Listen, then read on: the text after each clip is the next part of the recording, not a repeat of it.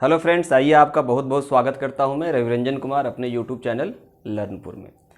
दोस्त कहता है कि यदि आपका मेहनत और दिशा दोनों सही हो तो सफलता ज़रूर मिलती है। हाँ, एक चीज़ है कि किसी को जल्दी मिल जाती है, किसी को देर से मिलता है। तो आइए इसी लगन के साथ आज हम फिर से एक वीडियो लेकर के आपके साथ उपस्थित हूँ, जिसका नाम है मौर्य साम्राज्य। मौर्य साम्राज्य के विषय में आज हम कला के बारे में पढ़ेंगे, जो बहुत ही महत्वपूर्ण है और यहाँ से आपको हर एक एग्जाम में एक न एक क्वेश्चन देखने को मिल जाता है। तो आइए हम शुरू करते हैं कला, मौर्य साम्राज्य और उसमें जो कला से रिलेटेड जो भी महत्वपूर्ण चीज़ है उसको हम पढ़ने का प्रयास करते हैं। तो आइए वीडियो शुरू करने से पहले यदि हमारे आप चैनल पर नए हो तो प्लीज़ चैनल को सब्सक्राइब करिए और वीडियो को लाइक शेयर भी करिएगा। चलिए बने रहिए लास्ट तक। आइए शुरू करते हैं। आज हम देखेंगे मौर्य साम्राज्य भाग 3। यदि इससे पहले 2 वीडियो और मैंने अपलोड किया था मौर्य साम्राज्य पे। पहले वीडियो में हमने जानने का प्रयास किए थे कि मौर्य साम्राज्य के संस्थापक चंद्रगुप्त मौर्य से लेकर के जो अंतिम शासक बृहद्रथ थे वहाँ तक कैसे कैसे मौर्य साम्राज्य का विस्तार होता है और एक छोटे से पीरियड में कैसे मौर्य साम्राज्य समाप्त हो जाता है। उसके बाद जो दूसरा वीडियो हमारा आया था मौर्य साम्राज्य के समाज अर्थव्यवस्था, इस पे रिलेटेड था। और ये दोनों वीडियो आप देख करके इस वीडियो को देखेंगे तो मौर्य साम्राज्य लगभग आपको प्री से लेकर के मेंस तक कंप्लीट हो जाएगा। तो वो वीडियो भी देख लीजिएगा हमारे प्लेलिस्ट में जा करके। अब होता ये है कि मौर्य कला सिंधु सभ्यता के पश्चात कला का व्यवस्थित विकास मौर्य काल में देखने को मिलता है। आप इतना तो जरूर जो है ना समझ रहे होंगे कि मौर्य काल में कला का व्यवस्थित रूप देखने को मिलता है, लेकिन उससे पहले वाला जो दो काल है, जैसे वैदिक काल या उत्तर वैदिक काल, इन 2 कालों में कला की लगभग ऐसा देखने को मिलता है कि लुप्त प्राय हो जाता है। ऐसा क्या कारण होता है कि सिंधु सभ्यता में कला का इतना विकसित रूप होता है और सिंधु सभ्यता के तुरंत बाद कला पूरी तरीके से लुप्त हो जाता है और जो भी कुछ भी आपको देखने का साक्ष्य मिलता है वो आपको मौर्य काल में ही देखने को मिलता है। अब आइए आगे देखते हैं कि शिलालेख। तो मौर्य काल में अशोक के द्वारा 14 शिलालेख लिखवाए गए थे। तो शिलालेख लिखवाने का तात्पर्य क्या है, शिलालेख क्यों लिखवाते हैं कोई भी शासक, इसके पीछे बहुत बड़ा कारण होता है। आइए उस कारण को थोड़ा सा प्रकाशित करें। सबसे पहले कि आप इतना जानते होंगे कि कलिंग के युद्ध के बाद अशोक पूरी तरीके से धम्म नीति को अपना लिए थे और जो युद्ध नीति थे उसको त्याग दिए थे। कहा जाता है कि अशोक ने भेरी घोष के जगह पे धम्म घोष अपना लिए थे और अपने साम्राज्य को नैतिकता के बल पे सॉलिडेट करना चाहते थे, मतलब मजबूती प्रदान करना चाहते थे। अब कैसे किया जाए, तो कुछ माध्यम को उन्होंने अपनाया। इसमें क्या माध्यम थे, तो धर्म महामात्रों के माध्यम से, शिलालेखों के माध्यम से, जगह जगह अपने राज्य में धर्माधिकारी को नियुक्त करके, इन सारी चीज़ों के माध्यम से साम्राज्य को नैतिकता के बल पे और भी मजबूती प्रदान करना चाहते थे। तो इसमें हम पढ़ेंगे 4-5 जो शिलालेख है जो काफ़ी महत्व रखता है उसको पढ़ेंगे। बाद बाकी जो और भी शिलालेख है उसको आप पढ़ सकते हैं किसी भी बुक से, बट वो उतना महत्वपूर्ण नहीं है, जानकारी के लिए कोई दिक्कत नहीं, पढ़ सकते हैं। तो आइए सबसे पहले इस क्रम में हम देखते हैं प्रथम शिलालेख। तो प्रथम शिलालेख पे पशु बलि की निंदा की गई थी, क्योंकि जानते हैं आप कि उस समय समाज में पशुओं की काफ़ी प्राथमिकता दी गई थी। क्यों? क्योंकि समाज अब कृषि पे ज़्यादा निर्भरता दिखा रहा था और कृषि को करने के लिए आज के तरह कुछ ऐसी तकनीकी तो थी नहीं, बैल और हल के माध्यम से खेती की जाती थी। तो बैल को संरक्षित करने के लिए, गाय को संरक्षित करने के लिए पशु बलि पे काफ़ी जोर दिया गया था। तो पहला शिलालेख को आप ध्यान में रखिएगा कि पशु बलि की निंदा की गई थी प्रथम शिलालेख में। अब आगे चौथी शिलालेख। जो चौथी शिलालेख में भेरी घोष के जगह पे धम्म घोष को प्राथमिकता दी गई थी। तो अभी मैंने चर्चा किया कि धम्म घोष को प्राथमिकता क्यों दी गई थी। अब आप जानते हैं कि अशोक का जो साम्राज्य था उसको थोड़ा मैप के माध्यम से आप देख सकते हैं। अशोक का जो साम्राज्य था लगभग इस तरह से फैला हुआ था। तो ये मैसूर है, मैसूर से लेकर के इधर आपको ईरान तक, ईरान, इधर हिमालय तक, इधर आपको बंगाल की खाड़ी,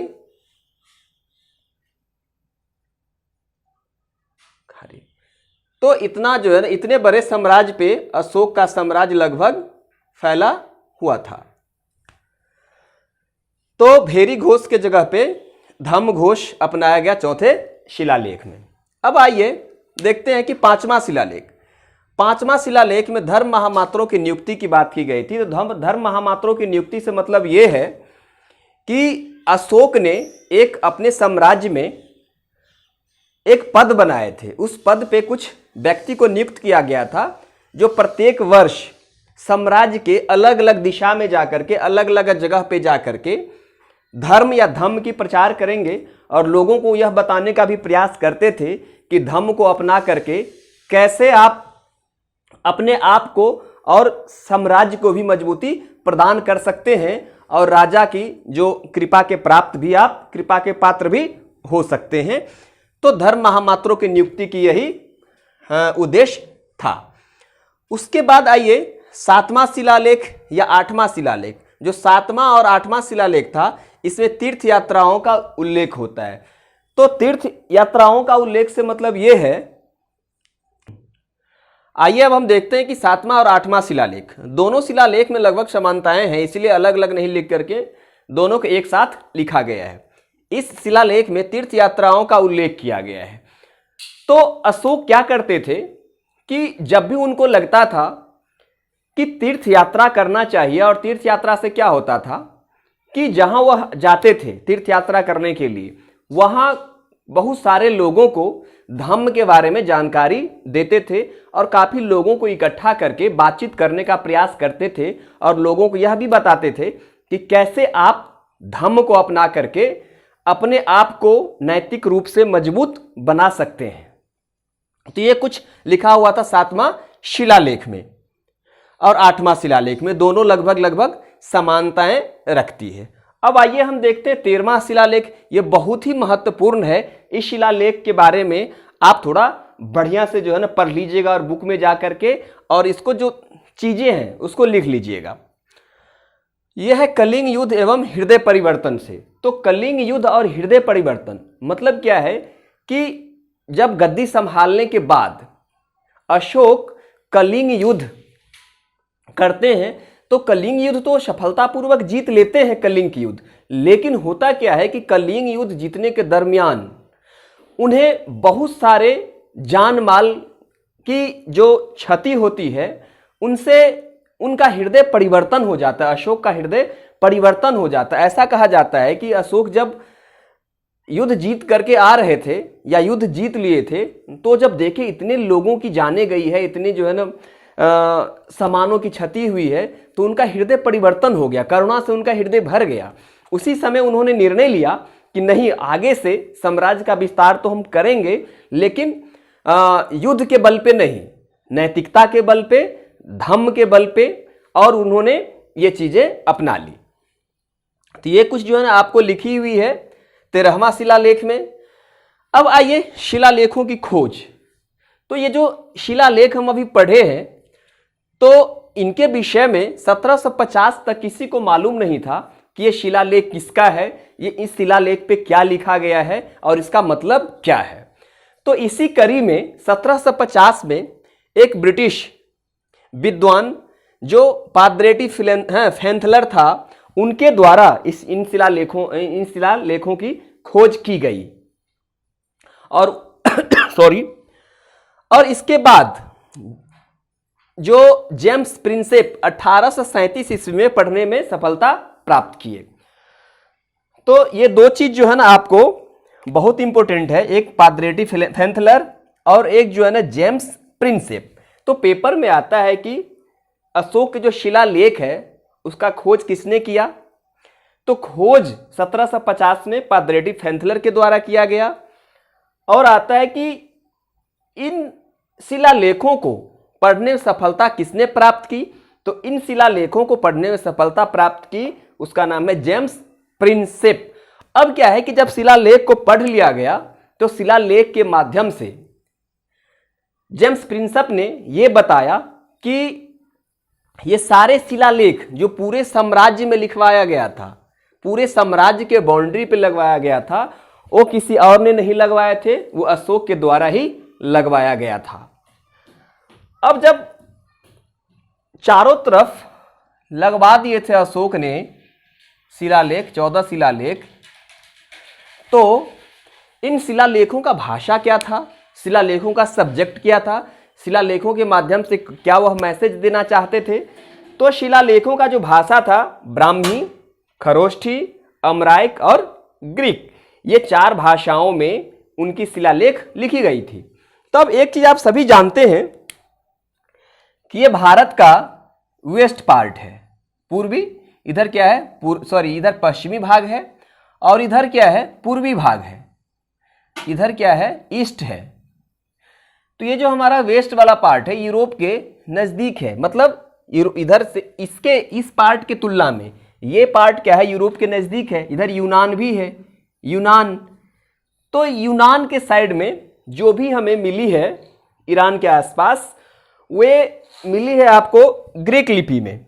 इससे थोड़ा आप इधर आ जाइए ईस्ट में, इधर जो है थोड़ा आगे बढ़ते हैं ईस्ट में, तो ये जो पाकिस्तान वाला क्षेत्र है, यहाँ हमें मिला है अमराइक लिपि, अमराइक में लिखी हुई, और बाद बाकी जो पूरे भारत में खरोष्ठी और ब्राह्मी। लेकिन इसमें भी एक महत्वपूर्ण बिंदु है, उसको आप याद रखेंगे कि ब्राह्मी लिपि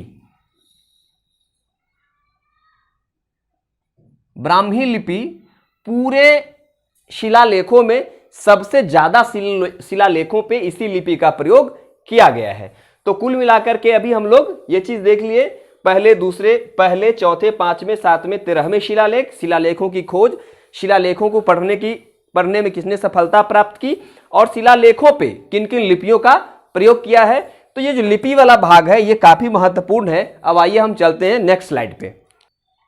अशोक के द्वारा बहुत सारे स्तंभों की भी अपने साम्राज्य में लगवाया गया था, अशोक स्तंभ, जिसमें सबसे जो महत्वपूर्ण स्तंभ है वो स्तंभ है सारनाथ का स्तंभ।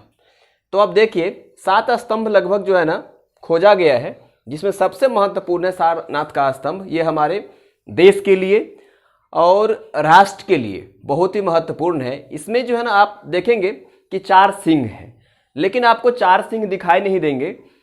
3 सिंह तो आपको आगे बैठा हुआ है, लेकिन एक सिंह जो है ना पीछे छुप गया है, जो किसी एंगल से आप देखने से उसे देख नहीं सकते। जैसे कि थोड़ा सा मैं आपको बताऊं तो ये देखिए, ये आपको स्तंभ है, और स्तंभ पे कुछ इस तरह से जो है ना एक चौकी टाइप का बना हुआ है चौकोर, इस पे आपको 3 सिंह तो आपको दिखेगा, बिल्कुल सटा सटा बैठा हुआ है। लेकिन एक सिंह क्या है कि इसके पीछे बैठा हुआ है, जो आपको बिल्कुल नहीं दिखेगा किसी भी एंगल से। तो यहां से क्वेश्चन आ जाता है कि अशोक का जो अशोक स्तंभ है सारनाथ का, उस पे कितने शेर बैठे हुए हैं। तो आपका आंसर होना चाहिए 3, बिल्कुल नहीं 4 होना चाहिए आपका उत्तर। दूसरी बात जो इसमें और भी एक महत्वपूर्ण चीज है, ये जो चौकी जैसे बना हुआ है, ध्यान दीजिएगा, इस पे 4 और भी जानवर है, 4 इस पे और जानवर है। इस पे कौन कौन से जानवर है, तो इस पे जानवर है आपको घोड़ा, हाथी, सिंह और बैल। यहां से भी क्वेश्चन जो है ना अनेक बार पेपर में पूछा गया है, और गलतियां भी होती है, बहुत लोग खूब गलती करते हैं, लेकिन आप आगे से गलती नहीं करेंगे। कैसे नहीं गलती करेंगे, एक छोटा सा शब्द आप याद रखिए, वो शब्द है हेलो, HELO, आराम से हेलो याद रख सकते हैं। H से आपको हॉर्स, E से एलिफेंट, L से लॉयन और O से ऑक्स। यदि आप हेलो याद रखते हैं तो आप पेपर में यहां से यदि क्वेश्चन बनता है तो आप गलत नहीं करेंगे। अब आइए देखते हैं कि हमारे देश का जो तिरंगा है, हमारे देश का जो तिरंगा है, उस तिरंगे पर भी आप देखे होंगे बीच में एक चक्र है। उस चक्र में 24 तीलियां हैं और ये चक्र भी आपको अशोक स्तंभ से भी ही लिया गया है। उसके बाद आप आइए आगे देखते हैं। खैर ये सारी चीज जो मैं अभी बताया हूं सारनाथ स्तंभ से, ये आपको याद होगा, लेकिन आपको थोड़ी सी याद दिलवाने के लिए मैंने ये चीज लिखा है। तो चलिए आप देख लीजिएगा, ये बहुत ही महत्वपूर्ण है। अब आगे देखिए गुहा लेख। तो गुहा लेख से मतलब होता है कि जब बड़े बड़े पहाड़ को काट करके कुछ इस तरीके से बनाया जाता है तो इसे गुहा या गुफा कहते हैं। अब क्यों बनाया जाता था? तो ये इसीलिए बनाया जाता था कि उस समय जैसे आजीवक संप्रदाय थे, बौद्ध संप्रदाय थे, जैन थे, तो इनको रहने के लिए राजाओं के द्वारा एक ऐसा स्थान उपलब्ध करवाया जाता था जो बारिश, धूप या जानवरों से बचाता था। तो इसके लिए ये बनाया जाता था। तो अब देखिए कि बराबर की पहाड़ियों में आजीवकों के लिए अशोक द्वारा निवास स्थान बनाया गया था। तो बराबर के पहाड़ी याद रखिएगा कि बराबर की पहाड़ी आए तो आप अशोक को ध्यान में रखेंगे, क्योंकि अशोक बराबर के पहाड़ी को कटवा करके गुफा बनाया गया था और यह था आजीवकों के लिए। एक क्वेश्चन बनता है यहां से, मैंने बता दिया था पिछले वीडियो में, लेकिन फिर बता दे रहा हूं कि आजीवक संप्रदाय का स्थापना किसने किया था? तो गोशाल ने, मखलीपुत्र गोशाल ने। तो ये याद रखेंगे आप। फिर आगे आइए, तो बाद में अशोक का जो पोता था, या उसे पौत्र भी कह सकते हैं, उन्होंने नागार्जुन की पहाड़ी में गुहा का निर्माण करवाया था। अशोक का पोता का नाम क्या था? दशरथ। तो दशरथ को भी याद रखेंगे। इन्होंने भी जो बौद्ध, जैन या आजीवक संप्रदाय थे उनके निवास के लिए नागार्जुन की पहाड़ी में गुहा का निर्माण करवाया था। तो ये दोनों अशोक के द्वारा याद रखें कि बराबर के पहाड़ी में कुछ गुफा, जैसे कर्णचोपर गुफा, सुदामा गुफा, विश्व झोपड़ी गुफा, ये सब गुफा का नाम था, अशोक के द्वारा निर्माण करवाया गया था। अब आगे बढ़िए इसी तरह। तो ये स्तूप, तो स्तूप क्या था? स्तूप ऐसा माना जाता है कि जब बुद्ध की मृत्यु हो गई तो उनके शरीर को काफी भागों में डिवाइड किया गया, विभाजित किया गया। ऐसा माना जाता है कि अशोक से बहुत सारे शासक, प्रशासक या राजा जुड़े हुए थे। तो जब उनकी मृत्यु होती है 84 साल के बाद, 80 साल के बाद कुशीनगर में, तो सारे राजाओं ने दावा किया कि ये मुझे मिलना चाहिए और इसमें मेरा अधिकार है। लेकिन बाद में निर्णय यह लिया गया कि नहीं, किसी व्यक्ति का अशोक के शव पे या अशोक के मृत शरीर पे अधिकार नहीं है, तो इनको डिवाइड कर दिया जाए। तो कैसे? तो उनके जलने के बाद या जलाने के बाद जो उनका राख था उसे आपस में बांट लिया गया और उस राख से जहां जहां रख करके उसके ऊपर जो छोटा सा घर टाइप का बनाया गया, अंडा टाइप का, उसे ही स्तूप कहा गया। जैसे देख लीजिए थोड़ा सा, ये इस तरह से एक रचना होता है, इस तरह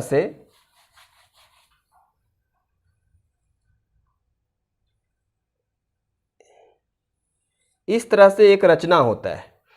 इसके ऊपर एक चौकोर जो है ना बनाया जाता है, इसको हर्मिका कहा जाता है। और इसी अंडा के ऊपर ये जो चौकोर देख रहे हैं आप, 4 साइड वाले, इसी के अंदर में अवशेष रखा जाता है। इसी के अंदर में अवशेष रखा जाता है और इसी को स्तूप कहा जाता है। जैसे आप पढ़े थे अभी सांची का स्तूप या भरहुत का स्तूप, तो इन सारे स्तूपों में जो सांची का स्तूप है सबसे जो है ना पवित्र और सबसे बड़ा स्तूप है, अशोक के द्वारा बनाया गया। तो अब इसमें एक क्वेश्चन और आता है कि स्तूप के चारों ओर घेरा लगा दिया जाता था, बाउंड्री टाइप का। तो ये बाउंड्री अशोक मतलब मौर्य साम्राज्य में ये बाउंड्री लकड़ी का बनाया गया, यह आपको क्वेश्चन आता है।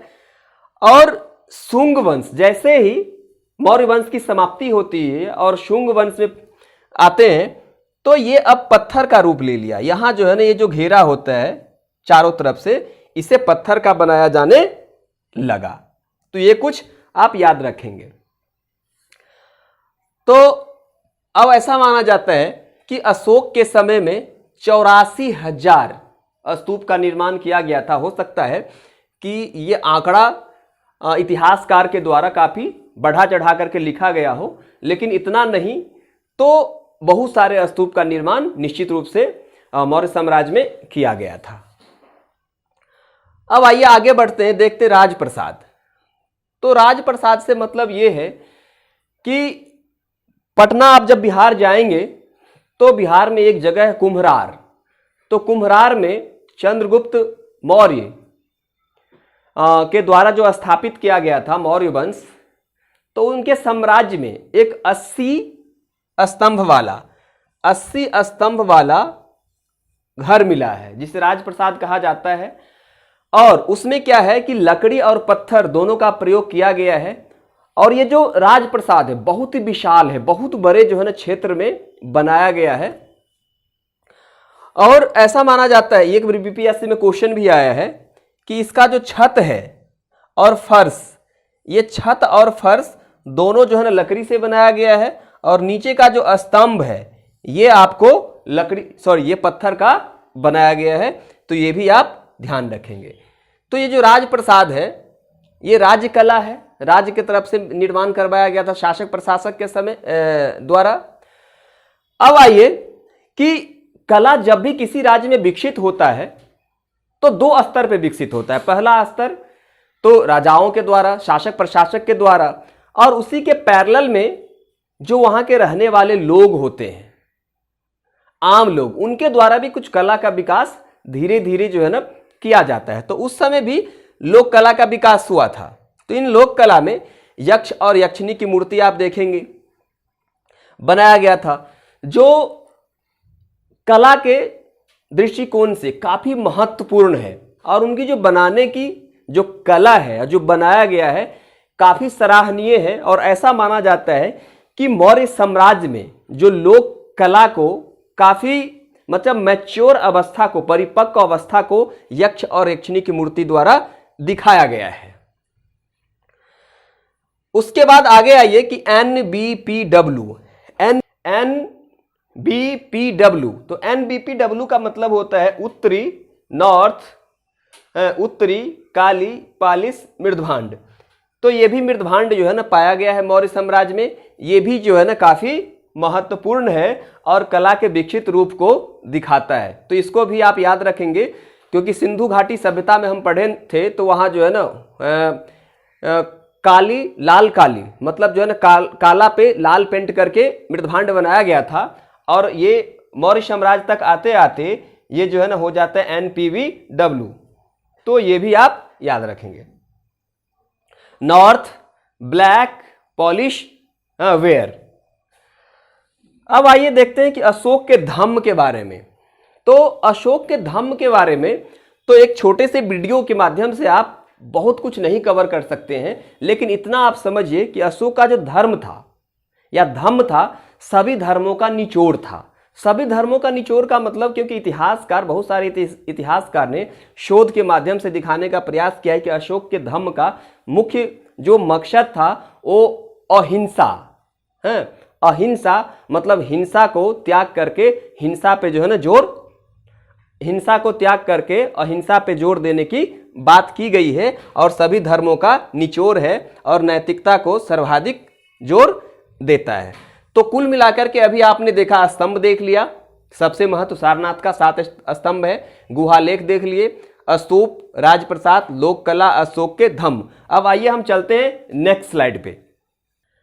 अब आइए देखते हैं कि अशोक के द्वारा धम्म की प्रचार प्रसार किन किन माध्यम से की गई और कितना वो इस मामले में सफल हुए। तो धम्म के प्रचार प्रसार का प्रयास कुछ माध्यम से किए उन्होंने। पहला तो पुत्र महेंद्र अशोक के पुत्र का नाम था महेंद्र और पुत्री का नाम था संघमित्रा। दोनों को जो है ना श्रीलंका और नेपाल भेजे थे। तो पुत्र को उन्होंने श्रीलंका भेजे और पुत्री को भेजे थे नेपाल। उनके पुत्र जब श्रीलंका गए यहाँ से तो अपने साथ पीपल के वृक्ष भी ले गए और वहाँ के जो शासक थे उस समय के उनसे मिले और उनके जो वहाँ के शासक थे इन्हें आश्वस्त किए कि ठीक है बौद्ध धर्म का हम प्रचार प्रसार करेंगे और इस मामले में महेंद्र काफ़ी सफल होकर के श्रीलंका से लौटे। संघमित्रा भी गई नेपाल। तो नेपाल जब संघमित्रा गई तो वहाँ भी इनको काफ़ी आदर सत्कार किया गया और ये वहाँ जा कर के काफ़ी सफलतापूर्वक बौद्ध धर्म का प्रचार प्रसार करने का प्रयास की।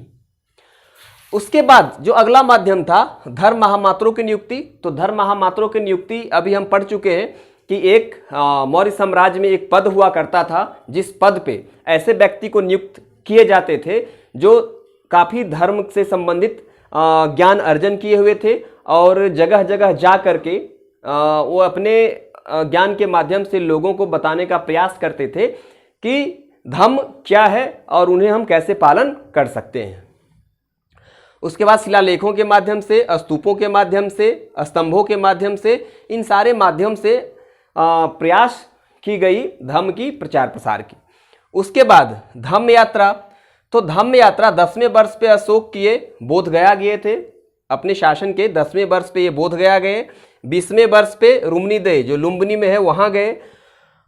और जब ये अशोक लुम्बिनी गए अपने शासन के 20वें वर्ष में तो वहाँ जा कर के वहाँ जा कर के जो पहले से राजस्व व्यवस्था था उसमें कमी किए। ये थोड़ा ध्यान रखिएगा, यहाँ से क्वेश्चन पूछा जाता है कि अपने 20वें वर्ष अशोक जब रुम्बनीदेही गए तो कौन सा काम किए? तो जो कर व्यवस्था था, भूमि कर व्यवस्था, उसको उन्होंने कम किया। अब धर्म यात्रा के क्रम। तो धर्म यात्रा के क्रम, सबसे पहले धर्म यात्रा के प्रचार प्रसार में अशोक गया गए, इसी क्रम में उन्होंने कुशीनगर गए, फिर आगे कपिलवस्तु गए, फिर आगे सारनाथ गए और लास्ट में श्रावस्ती जा करके उनका जो धम्म यात्रा था वो समाप्त हो जाता है। तो इस क्रम को आप याद रखिएगा, गया, कुशीनगर, कपिलवस्तु, सारनाथ, श्रावस्ती, अंत में कहाँ जाते हैं वो? श्रावस्ती। तो इस वीडियो के माध्यम से यही बताना था कि कैसे मौर्य साम्राज्य में कला और धर्म वगैरह की प्रचार की जाती है। तो यदि यह वीडियो आपको अच्छा लगा हो, यूजफुल लगा हो, तो इस वीडियो को आप शेयर करिए, लाइक कमेंट करिए और अपने दोस्तों को भी बताइए, क्योंकि जब आप ऐसा करते हैं तो काफ़ी लोगों को फ़ायदा होता है और मेरा जो मेहनत है मैं समझता हूं कि अपने मेहनत में मैं सफल हुआ हूं। तो आइए मिलते हैं नेक्स्ट वीडियो में, तब तक के लिए नमस्कार।